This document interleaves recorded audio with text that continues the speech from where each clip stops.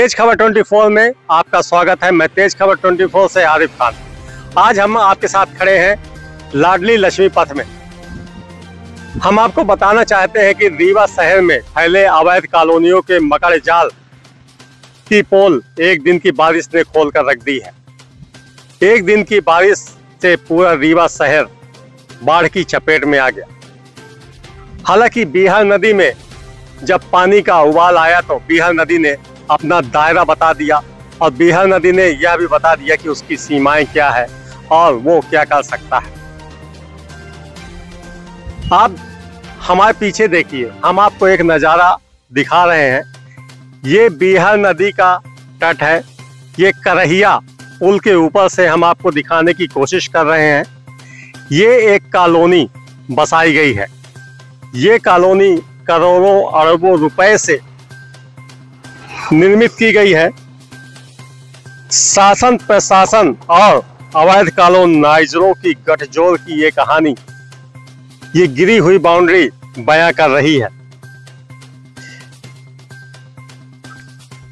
नदी के तट पर बनाई गई इस दीवार को बिहार नदी ने धराशायी कर दिया है। बिहार नदी ने तो अपना दायरा तय कर दिया, लेकिन भूमाफियाओं का दायरा प्रशासन कब तय करेगा, ये कोई निश्चित नहीं है। कॉलोनाइजरों से प्रशासन के गठजोड़ की चीजें हमेशा सामने आती रही हैं, लेकिन प्रशासन हमेशा नतमस्तक दिखाई दिया। शायद यही कारण है कि एक दिन की बारिश में पूरा रीवा शहर बाढ़ की चपेट में आ गया। ये जो दीवार आपके सामने दिखाई दे रही है, ये शासन और प्रशासन द्वारा बनाए गए सारे नियमों की धज्जियां उड़ा रही है। हम आपको बताना चाहेंगे कि जो रीवा का ग्रीन प्रोजेक्ट है, उसके अनुसार नदी के तट से लगभग 50 मीटर की दूरी तक किसी भी तरह का निर्माण नहीं किया जा सकता है।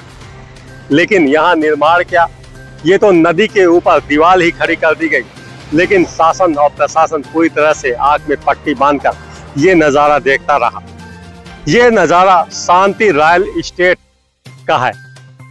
ये जो दीवार खड़ी की गई है, ये शांति रॉयल इस्टेट कॉलोनी जो बसी हुई है, उसके ठेकेदारों के द्वारा, उसके मालिकों के द्वारा खड़ी की गई है और इस पर शासन प्रशासन ने कभी रोक नहीं लगाया।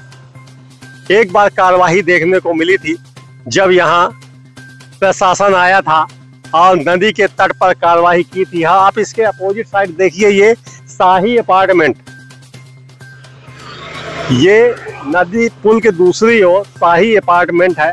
यहाँ भी एक कॉलोनी बसाई जा रही थी, लेकिन प्रशासन ने यहाँ बुलडोजर चलाया और नदी के तट को जो पत्थरों से ढका गया था उसको खाली करने का प्रयास किया, लेकिन दिखावे की कार्रवाई करने के बाद ये कार्रवाई अचानक रुक गई और इसके बाद ही दूसरी ओर ये जो कॉलोनी के मालिक हैं उनके द्वारा ये दीवार खड़ी की गई और ये दीवार अब धराशायी हो चुकी है।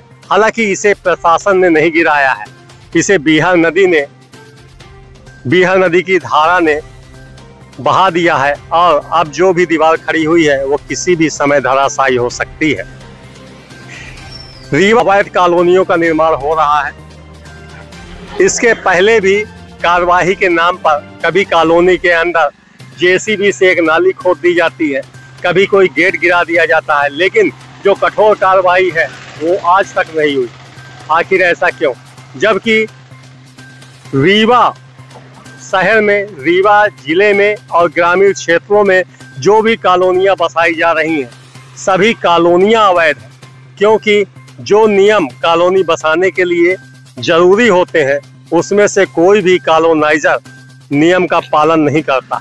लेकिन इसके बाद भी जमीनें बिक रही हैं, नदी में मिलने वाले नाले गायब हो रहे हैं और तो और जो नदी का तट है उस पर भी भूमाफियाओं ने कब्जा कर रखा है और शासन प्रशासन हर बार यही दावा करता है कि अब कार्रवाई करेंगे, शहर को बचाना है तो कार्रवाई करेंगे, लेकिन शहर हर वर्ष इसी तरह से डूबता है। पानी की बौछार ही रीवा में बाढ़ का कारण बन जाती है। रीवा नगर निगम के निचले क्षेत्र में रहने वाले लोग, जो निचले क्षेत्र में रहते हैं, जैसा कि ये एक नज़ारा बिहार नदी का आप देखते रहिए, जो निचले क्षेत्र में रहते हैं वहाँ एक दिन की बारिश में लोगों की संपत्ति डूब जाती है।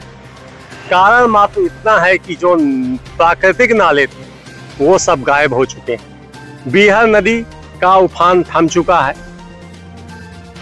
लेकिन अभी भी बारिश खत्म नहीं हुई है और जब भी बारिश होगी शायद यही हाल आगे भी होगा।